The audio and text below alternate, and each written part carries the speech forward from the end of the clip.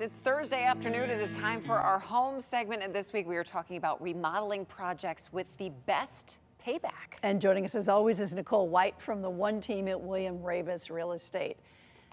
Thank you for being here and helping us. I'm going to guess the kitchen is the best, is the biggest payback.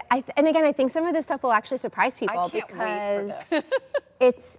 so I also want to just preface, like, I don't want any of this to deter anybody from doing any type of home renovation. I'm in the middle of a kitchen renovation right now. You are? How's that going?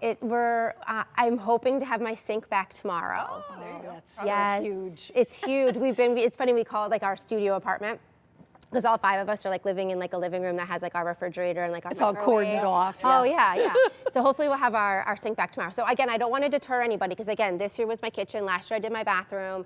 I just think it's important if you're thinking about doing one, maybe see what maybe you can get back for it. Or if you're thinking about selling in the next couple of years, you know, let's think about some projects that might actually sort of benefit you in the future. So there was a new study that just came out, the National Association of Realtors. They teamed up with the National Association of the remodeling industry, and they came up with the top cost recoveries for remodeling projects. So actually our first one that gives 100% return on investment is a new steel front door. Interesting. You'll get 100% back there.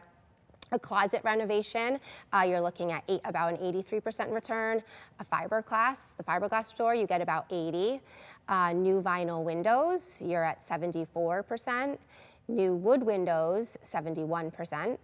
A basement conversion. This one sort of surprised me a little bit because I feel like adding some square footage to your home is always like a benefit, especially if you have kids or you just want like another place to like spread out. Right. So I was a little surprised that that really only gave us 71% back. But again, if you're enjoying it and living in it, like I wouldn't necessarily worry. Right, exactly, always.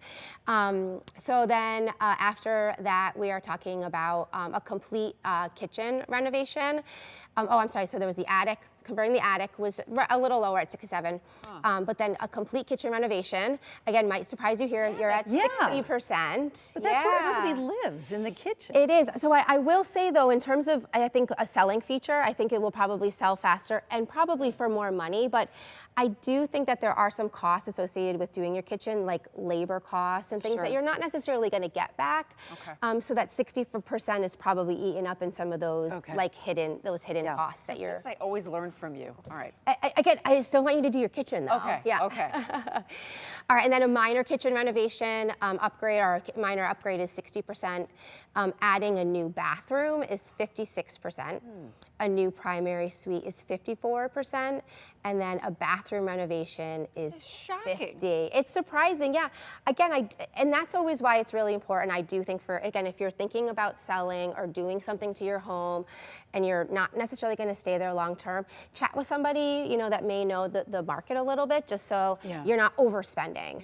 Because I do think that you should buy things that make you happy, and if you're living in the space, do what's gonna make you happy in there, because you also have to enjoy the spaces.